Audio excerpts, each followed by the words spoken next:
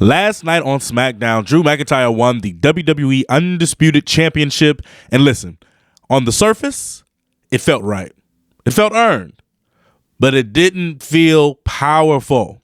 It felt like WWE finally pulling the trigger on the story that they've been teasing for far too long. And now I'm skeptical as to why now and for how long will this momentum last.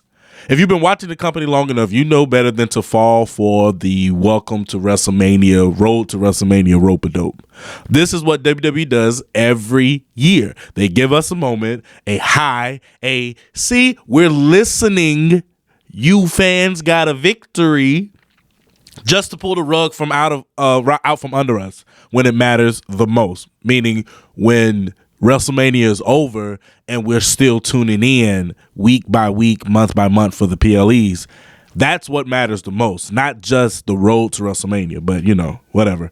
So yeah, I'm happy for Drew. I love that he won. I don't love how he won, and I refuse to confuse a moment with a commitment. Okay, so I'm gonna make 3 points, and then I'm gonna get out of here. Okay, this is not gonna be a long one, but I got to talk about it because it's in the zeitgeist. I wasn't expecting WWE to pull the trigger. I'm happy that they did. I wasn't expecting them to do it. I'm happy that they did. We'll see what they do after that. But Drew McIntyre in 2026 could be the fulfillment of a skipped era, because nobody's going back to COVID, where a battle-tested, layered, dangerous, respected worker could finally submit himself as a generational champion. The issue is WWE has a history of crowning guys just to cool them off immediately. Drew being a prime example. They give you a coordination and then they starve you of a meaningful follow-up. Drew doesn't need to hold the title, but he does need stories. He needs to win where it matters. He needs to be consistently positioned as the top heel, because if we fast forward a year and Drew feels like he's just another former world champion, he will have moved no further ahead than he was this time last year, and the year before that, and the year before that. Everything he's done since 2020 has not been great as far as how the company writes him, how the company cares about him. But he's made a whole lot of lemonade out of the lemons that they've given him. And it's unfortunate that I don't have trust that they're going to do right by him now, because when do they ever? Hopefully now. And I will gladly say, okay, I was wrong, and they finally did it now. But, I'm not going to hold my breath on that. Okay. The only reason that I could think that they would give him the world title right now is this little L word called leverage. And leverage is what WWE uses to keep us watching, to keep us tuning in, to keep us talking about them. It's not what they use to build or to maintain their stars or their storylines. Let's make a point. This is point number 2. Cena in 2025 and Rock in 2024. Let's think about the pattern. Rock's heel turn in 2024, it was electric. It was historic. The internet exploded. The IWC couldn't get enough of the final boss. In 2025, John Cena's heel turn, it was unthinkable. It was generational. The kind of move that fans have begged for over a decade to happen. And WWE knows how to create these types of seismic moments. They know how to shake the world. But the problem is they often treat these moments like trophies instead of like foundations to bigger stories and to bigger pieces. They will win the night. They will win the trend. They will be the talk of podcasts and videos over YouTube, Instagram, TikTok, whatever the like. They will dominate the headlines, and then weeks later, the same story that was dominating headlines will lose focus, it will lose direction, and it will lose all of its teeth. They will have jumped the shark, or they will not have even put the boat in the water after they said, we bought a new boat and we got excited. That is very liable to happen, because this is WWE. They spike the ball at the goal line, and then they forget that they still have to play the game. This was the kickoff return in the first quarter of the football game, and you got a 99-yard return, and you will spike it, and you will think the game is over. That is not enough. That is not enough for the beginning. That is perfect for the end, but that is not enough for the beginning. Point number 3, and then I'm going to be out of your hair today. Daniel Bryan in 2014. Daniel Bryan in 2014 taught us everything that we need to know about WWE. That run was magical. It was organic. It was fan-driven, a once-in-a-generation connection. And even then, WWE spent half the journey resisting it and working against it. And before you tell me that was Vince McMahon, Triple H was right in the middle of all of that. Triple H was right there. Triple H was the one that kicked Daniel Bryan in the gut. He was the one that brought out Randy Orton and started the Authority. He was the one that was going to be going up against CM Punk in a huge storyline, and CM Punk said, "Nope, that doesn't work for me, brother," and left the company. Triple H was the one that opened up the WrestleMania and was semi-promising that he could be put into the main event to make it an Evolution triple threat. That was very much a viable option that we all knew WWE could and would do. Luckily, they changed their mind. But what did they give us after that? Oh, yeah, they gave us Kane. In 2014, they gave us Kane as his first challenger. And what did they give us after that? An injury. My God.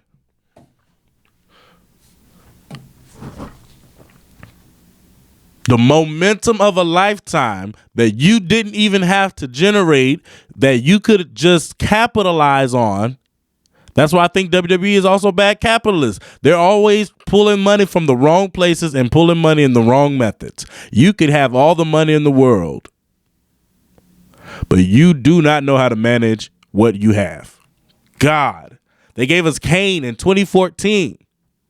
And after the injuries, Bryan was never the same in WWE. Because how could you be after all of that? Just to get kicked by Kane. What was the lesson that we take from that? WWE will give you the miracle, but the reality is they hate living in a world that they do not create or that they do not curate. They hate living in a reality that miracles like Daniel Bryan can exist, because it demands that they move from what they want to present, what they want to create, what they want to curate and give to the fans. They will cut off their nose to spite their face and then tell you that it was the plan all along. You know, all part of the show. I am the game. And this is all a part of the show. This is, you know, we're in the third inning, tune in, this is what we do, man. Yeah.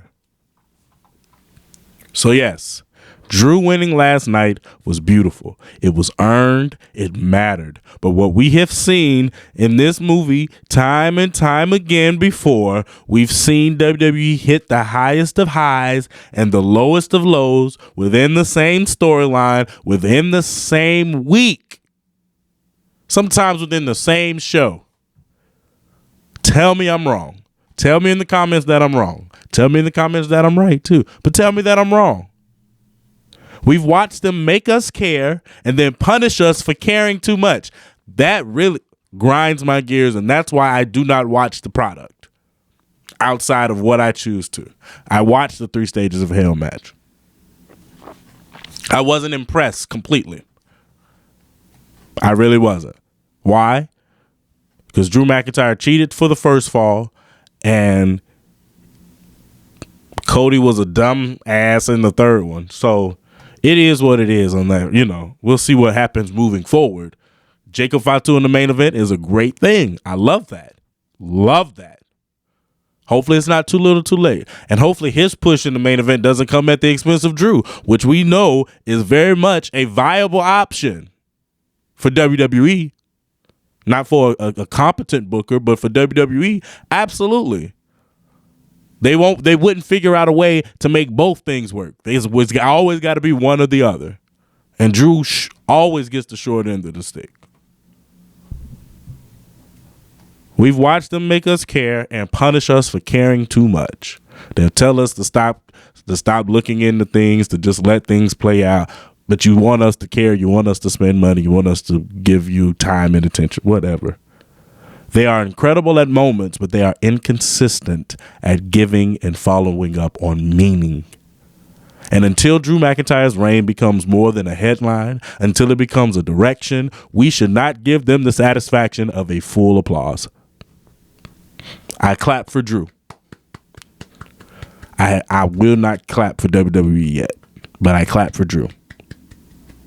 Let's see. Can I turn on the applause? Oh, no, not it. There it is.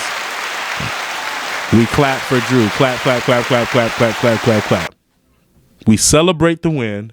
We acknowledge the moment, but we don't buy into the promise. Not yet.